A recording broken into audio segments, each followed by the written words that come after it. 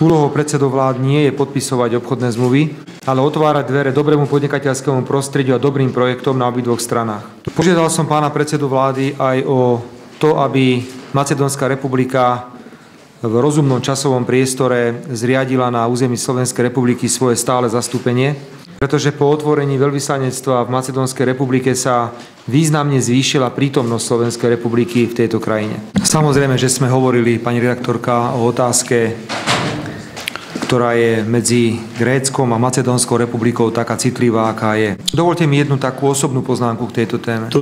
Pre niekoho, kto pozerá na tento spor z diaľky, sa môže zdať byť problém ako nepodstatný. Aj nám sa stáva, teraz hovorím o slovenských dôležitých témach, že v zahraničí sa k ním vyslovujú, prosím vás, to je taká maličkosť, vyriešte to. Treba vidieť, že táto otvorená otázka medzi Macedónskou republikou a Gréckom má svoje hlboké historické korene a treba rešpektovať, že je pre Macedónsku republiku veľmi dôležitá táto otázka a preto podľa môjho názoru treba mať aj veľa trpezlivosti, aj veľa porozumenia pre obidve strany. Možno je to presne to isté, ako keby od nás niekto žiadal, aby sme v priebehu 5 hodín vyriešili všetky sporné otázky, ktoré máme s Maďarskou republikou.